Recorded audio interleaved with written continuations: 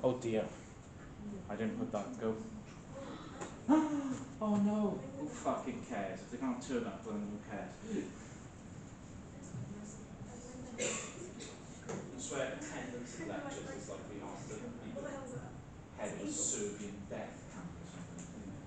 Oh, What's made them think it's about it? zero thinking. Or not. Like you said that face, I can say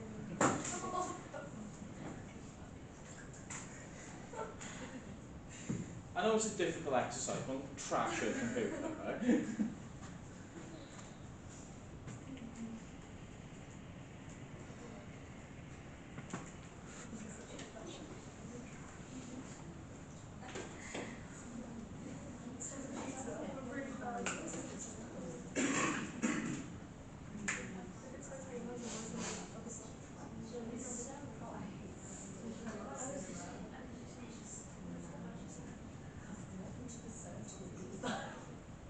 What?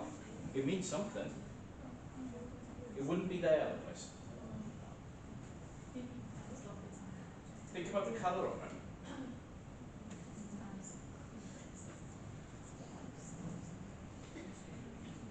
Do you know what I've come to realise? Asking people to do things, you're just bound to fail. You know, because people don't want to do things. And it's December, and it's cold, I'm tired. It's Christmas blows. So, you know, I'll give you a shared conceptual meaning or something. There's some dickhead outside just now with a funny Christmas jumper on. Fuck is wrong with people? He's like 50. What is wrong with people? Well, anyone who has funny Christmas jumper needs to have their fingernails removed with pliers, alright? If you own one, chuck it in the fucking bin. What's your funny Christmas jumper? You've got it. Oh yeah, yes. The Grinch isn't a cynical marketing technique at all to appeal to me who hates Christmas. Next week. I don't know if you want me to wear my Christmas jumper. Why? Because it's pretty offensive. Well, can you get a nicer one? Just that would involve me having to go to the shops, wouldn't it? yeah. I don't go to the shops in December because the shops are full of fucking morons in December, and I refuse to go. What's on the offensive? I will leave it to your imagination. Alright, okay, I can see I'm overestimating the energy in the room somewhat here. So, we have a very familiar image here. Denotation. Let's pull it absolutely to pieces. Okay? What have we got in this image? Somebody tell me. Give me something that's up there. Letters. That's pulling it a bit too far. But we can use words, yeah. Now, the words at the bottom are really important because they provide what we call anchorage.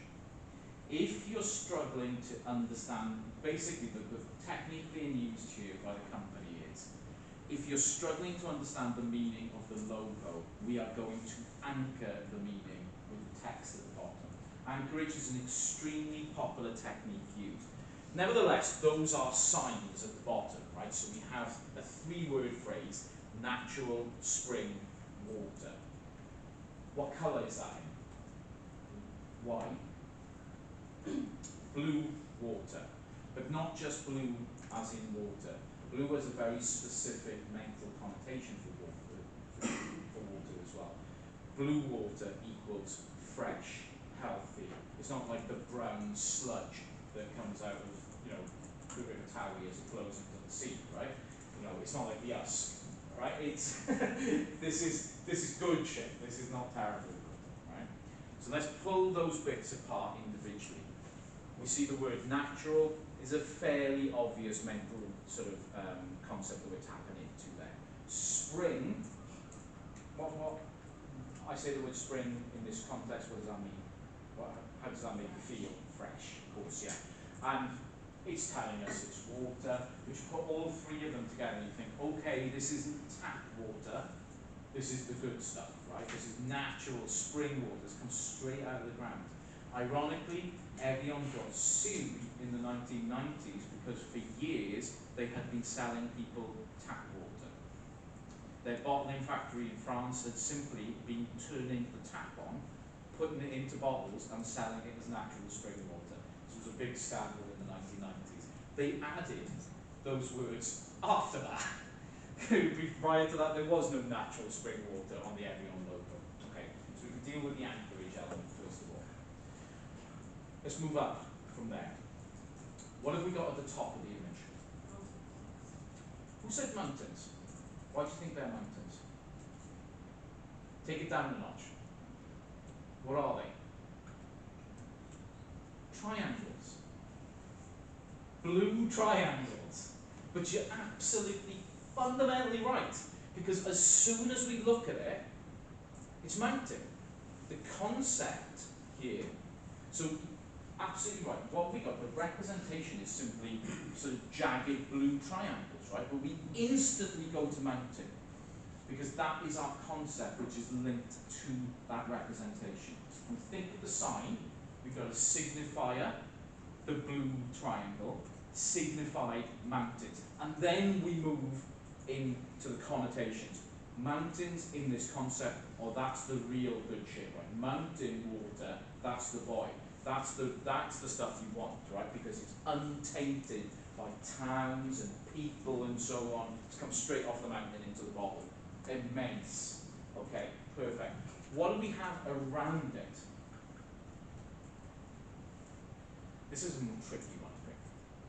Why have we, what exactly is that shape? It's like a sort of pink ellipse, right? Or oval of some kind. Why is that there? When we see that, what do we feel? So often semiotics is about how we feel about things. How do we feel about that shape? Never paid attention to it? That's interesting. It's kind of neat and kind of rounds up I think that's exactly the purpose of it. I think that's totally the purpose of it. It is to kind of make the whole logo enclosed in some way. The colour is interesting here because I'm not quite sure, and this is often a feature with semiotics, I'm not quite sure what they're trying to do. But the colour itself is kind of, when I look at it, my association of that colour is kind of feminine. That this is a water product, perhaps aimed at women, not men. It's only a sort of, I'm spitballing the idea, and I've been doing this for a while, and it's like I still don't really know why everyone chose that motif. But it's certainly about that sort of level of enclosure. I think what they're trying to do is sort of give a sense of security and a sense of, this is a secure sort of product in some way. And then we have the word itself, Evian. Can we say anything about the font, the colour, what's going on here? It's kind of memorable. It's a very memorable font and colour, that big bright red. The big bright red. Now, usually red, we think of the colour red in terms of denotation. You might, it's right there. Connotation, danger, excitement, etc., etc. But I don't think that's what they're trying to do here. They're utilising red as striking, just to stand out. So I think I'm 100% correct. I think it's there to create a memorable sort of image of the word itself. Why Evian? It's the place where they get the water. Exactly. And where is that place? France. France, and it's a mountain place. Yeah, it's a direct. Now, spoiler alert, there ain't no bottling water going on in the town of Evian. Alright? They're an industrial company, their processes take place in a different place where they've got the room to actually do this. Evian's like a small village up in Finland, so it doesn't actually occur there. But you associate it with a place in the Alps where, and then that's got a whole bunch of other connotative purpose with it as well. That it's up in the Alps. Oh, we've got images of like snow-covered cabins and good trees all over the place, and it's all nice looking and what have you. It's not come from some crappy factory in Clermont-Ferrand or something like that.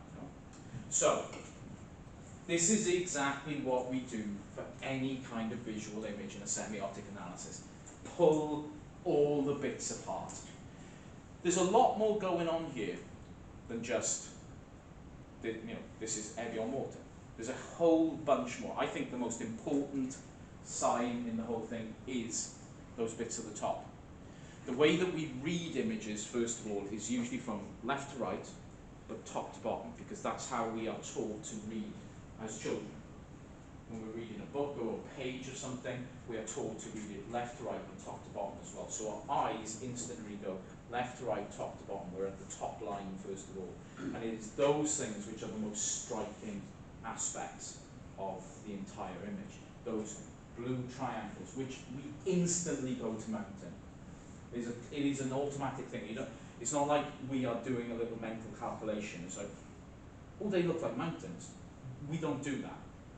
We automatically go to the concept of mountain, even though when we look at it at that denotated level, just as I was saying, that's not a pipe, that's not a dog, that's not a mountain. That isn't a mountain, that's just a blue triangle. But we instantly, if you like, we fill in the gaps with these mental concepts we have. So, at that first order of signification, we have things like printed blue triangles, and that signifies mountains. Mountains are the denotative meaning. The second order, the mountains go with freshness, naturalness, healthiness, etc. Freshness is the connotative meaning of it. Do you see how it fits together? We good?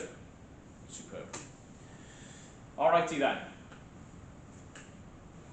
I like this advert because I kind of like monkeys.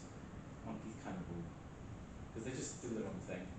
I'm always impressed with anything that just does its own thing and doesn't care about what other people think about the way I want to live my life.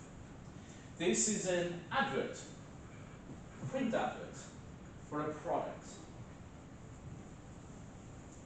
Let's do denotation, connotation. Always start with the denotations. What do we have in this advert? Let's read it from left to right as well. So what have we got going on in this advert? Starting over this side, we're going to move our way across. What do we have?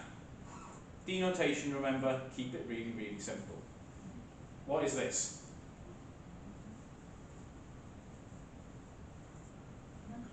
A monkey, thank you. I was wondering, am I asking too difficult questions? What kind of monkey? I don't expect anyone to be a biologist or anything, but it's a chimpanzee. Thank you. What do we know? We can almost go through and so the denotative level is chimpanzee, right? What do we know about chimpanzees' wider cultural significance? What is this? What is the story in a wider society about chimpanzees, if any? Love it. Love it. Okay. Chimpanzees, right? Have you ever heard the phrase or the idea that we are descended from chimpanzees? I'm getting some nods. The chimpanzees are our closest biological relative in the animal world to human beings. In the great mists of time, human beings, if you like, evolved from chimpanzees. Okay.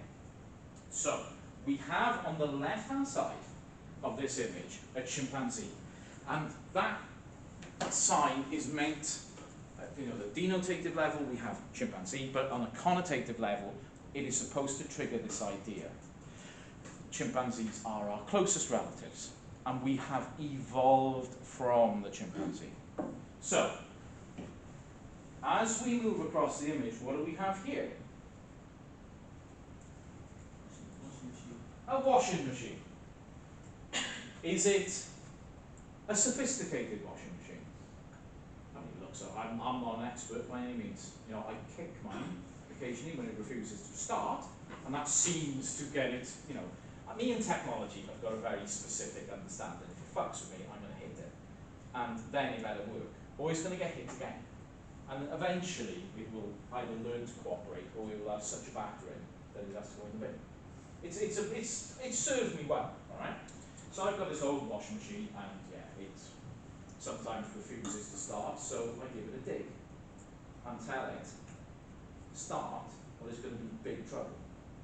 And then it understands. Me and machine like that. So, we move across the image to the washing machine. From chimpanzee to washing machine. What is being said here? We have the denotated content of the washing machine. What's the connotation here? That wash developed evolution. 100%. We're going to add a little bit to it. We're going to use some of the other sounds. We know it's Bosch because that's underneath, so the logo is underneath. But Bosch is like technologically superior. So basically, being anchored by the word at the top, obviously evolution. What Bosch are trying to tell us is that the evolution of the species has all been about moving down from the trees, being chimpanzees, to having a Bosch washing machine. The peak of evolution, one might add, is owning a Bosch washing machine. Because Bosch is the best you can ever do. You will never get better. Because then it's tapping into wider connotations of like, what evolution means. We are at the top of evolution. It can't get any better than this. Here's the start of evolution. Here's the end point of evolution. Owning a Bosch washing machine is the natural end point of our evolution as a species. It's a bold claim. It's total bollocks. But then 99% of advertising is total bollocks, right? And this is an extremely bold claim. I just think it's a really neat way of summing up humanity. That we evolved from chimpanzees and now we buy washing machines. That's what we do, and that is the purpose of that. It is trying to construct a meaning. Now, the reason why I use this image in this context is very, very straightforward. What Bosch are trying to do is not tap into a conventional meaning, they're trying to construct one. They're trying to create one. That Bosch is the evolution of society, the evolution of technology. They're trying to create this thing. What Roland Barthes calls this is the myth. That the purpose of communication in society is actually to combine signs together in order to create a story. The myth, as he calls it. A myth is a story that we tell that has specific meanings encoded into it. And those meanings are ideological in purpose. So, for Barthes, you have denotatives, what is actually there, the connotations, the wider cultural meanings, that are combined together to form a myth, a story about a product or an event or something which has happened, which creates a particular way of seeing the world.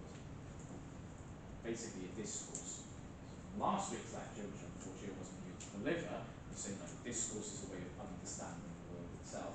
Well, for Barthes, discourse and myth are kind of interchangeable words. You might think this is a bit of an odd one to use, but it actually encapsulates it really well. What Bosch are trying to do here is create a myth or a discourse that owning Bosch products is the peak of technological evolution. These are the most high-tech, the most sophisticated, the best, the shiniest, the newest. I don't know exactly what that washing machine does. I'm sure it doesn't make you a coffee while it's fucking doing the washing. That, for me, would be ideal. I still haven't found a machine that does that. But it's not going to break down like my crappy hot pint washing machine. Right? It's not going to leak like my crappy hot pint washing machine. This is the peak of evolution. We have moved from being simple primates to owning Bosch washing machines. This is how a lot of tech advertising in particular operates. Famously in the 1980s, Apple used exactly the same technique for the Apple Mark II computer. They mimicked the opening of the film 2001: Space Odyssey in an advert in order to show how we've evolved actually into Apple users. So actually a cultural trope which is used very often in the technology sector when they're advertising products. I mean, it's a bit mad, but what are you going to do? Pioneering and stuff like that. It's just like, it's a washing machine, get over yourselves.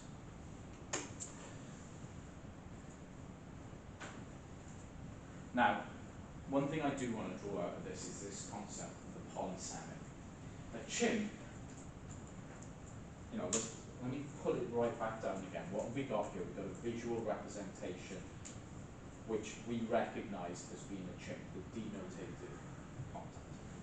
The connotations of it could be far-reaching. We might have many, many different ideas about what a chimp is and what it does. That means that the sign itself is polysemic. A sign can have multiple meanings. So a chimpanzee can mean different things for me, as opposed to you, as opposed to you, as opposed to you. We can all have different things here. But what visual communication does, and very skillful visual communication will always do, is anchor the meaning of signs in order to stop people misinterpreting them. So in this example, we have a specific sign which anchors the meaning of that sign. And it is the word at the top, evolution. We are meant to think of the chimp here in terms of the evolutionary journey from chimpanzee to human being.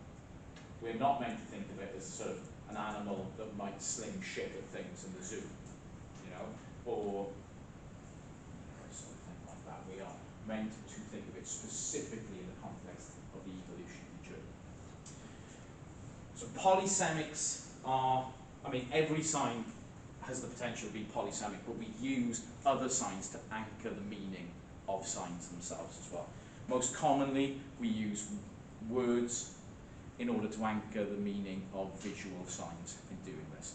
The reason why I foreshadow this at the moment is in year 2, if you do the module on visual communication, basically, and visual design, when you do your reflective essay, if you just drop those sentences that I have just said into that essay, you are going to get a first.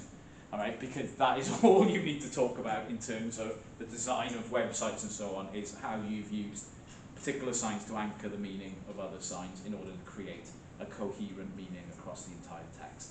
Do that, chance are good and you're going to be fine. Now, the myth. Barth calls the second order of signification myth. He sees myth as a secondary semiotic system, or what he calls a form of meta-language. Meta-language means a language about language itself. In his view, any object, action, or concept can become a myth, provided it is conveyed by a certain discourse. So what Barth is trying to say here is that the meaning of things, how we construct meaning, isn't limited to denotation and connotation. There is a higher order of meaning here. What myth does is turn signs into a cultural product which carries complex systems of meaning and serves a particular ideological function. You might think, well, what the hell is going on? What are you talking about? There's nothing ideological going on in this image, but there intensely is an ideological message going on here. This whole thing combined together gives us an ideological message itself, that if one is not to purchase high-end consumer goods made by the Bosch company, you might as well stay like a chimpanzee in the trees, unevolved, without meaning, without a place in the modern world. To be modern, to be sophisticated, to be a person that is part of the contemporary world itself, is to have evolved into using these kind of products. That is an ideological message, because it conveys with it all sorts of ideas about contemporary capitalism, about contemporary consumer society, about the status of us as consumers in everyday society. If we don't consume the best, the highest end technical products, we're not really people. We're less than people. We're going backwards in the evolutionary chain. In order to be evolving forwards, we need to be using this good stuff. You know? you're not using the Bosch, then what are you using? You're not living life to the fullest. You're not a fully human being anymore. You're going backwards. It's bollocks. Like most ideological messages are complete bollocks. There's an ideology at play here that in order to be a functioning kind of human being in contemporary society, we need to be at the cutting edge of technology. It's not just Bosch that do this as a company. Apple do it once a year. Whenever they bring out a new phone, spoilers for those new phones, they do exactly the same as the old ones. They are no better. We've got to the point now where technological improvements are so infinitesimal and small that you wouldn't notice the difference in usage anyway. But if you don't get the iPhone 16 next year, what's wrong with you? That's something really, God, you are behind the times. You are not with it anymore. It's shaming as well, isn't it? You don't show people your phone. If you still got an iPhone like 13 or 14, you hide that away. You're like, you don't show people that. You're like, nah. They might think, oh my God, I'm cool or something. And nobody's going to think that, but basically a myth has been constructed in contemporary society that in order to show that you are advanced, you have to have the new stuff. You don't. You really don't. But that is a concurrent myth. Now, what Roland Barthes argues is that that myth it doesn't come from nowhere. It comes from the continual repetition of connotations in society. That it's not just the adverts that I'm looking at here. There are millions of adverts like this. There is content all over social media like this. There are films pushing out this message. There are television programs pushing out this message. And you are constantly bombarded with the same connotations over time, which create that myth in society. That story gets created, it gets reinforced all the time. And the myth itself is ideological because it links to the idea that we continually need to and have to consume and consume and consume, which is a typical capitalist trope. That's your whole purpose in life, is to buy. So for Barthes, it all cycles back to the stuff that I've been talking about all the way through this module, ideology and discourse. So he chooses the word myth for a really specific reason. Myth, as a word, has its own connotations and denotations. There's the denotated form of myth, the connotation of it is like a story, a natural story, probably a historical story, something which has a deeper meaning attached to it. And that's why he chooses the word myth to describe this process, because for Roland Barthes, the continual repetition of connotations through signs in society makes the myth seem natural. It makes the story that's being told seem like a natural thing. That this is normal, this is how things are. Now what the semiotic approach does is give us the opportunity to denaturalize that myth, to pull it apart, to see how it's constructed and to understand the reasons why it's been constructed that way. And then we can link it all back to the way that power operates in particular societies and who does this myth serve. So when I say the semiotics is a lot more than saying, well that's in red, that means this. This is what I mean by it. For Roland Barthes, semiotics is about uncovering the bigger story that goes on with these cultural forms. How are they combined together? How are they repeated? How do they create ways that we understand the world itself? And how then can we turn that all back on its head and pull it all apart to understand how that has been done? And typically he links this with Marxist methods because Roland Barthes is a Marxist. Which is fine. Okay. Now, it can seem really, really straightforward to do this. But the key to doing any semiotic analysis, whether you do it for an essay for me, whether you do it in year 2 for an essay, whether you do it for your dissertation in year 3, you have to apply the terminology. That's the key thing. And in order to apply the terminology, you have to understand the terminology. I hope I've done a decent job this morning of explaining to you what those terms are. But when you relay it back in an essay, you have to put the work in to actually explain and employ that terminology correctly.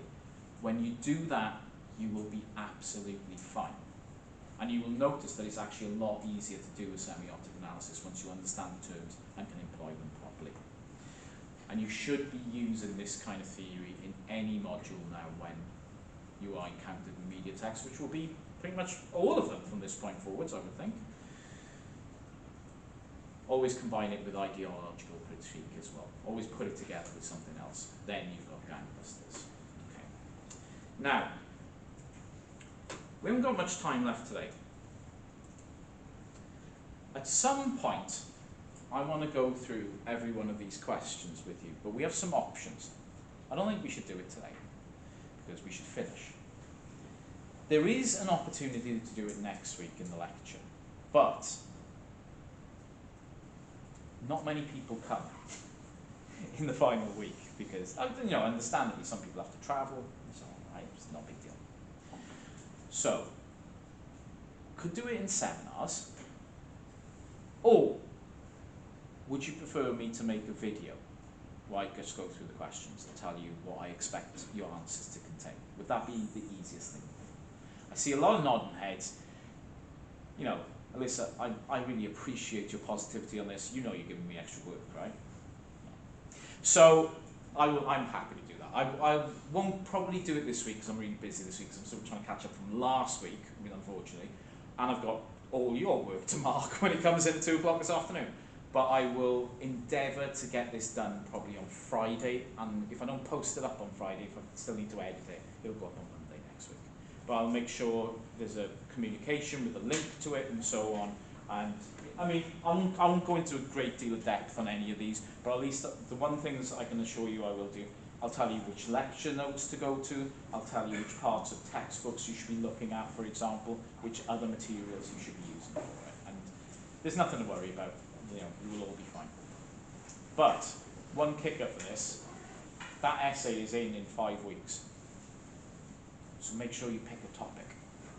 I just if you've got 2 minutes this week, have a look at that page on Canvas, pick yourself, I'm going to do this essay. It will make things a lot easier. Okay? See you all when I see you.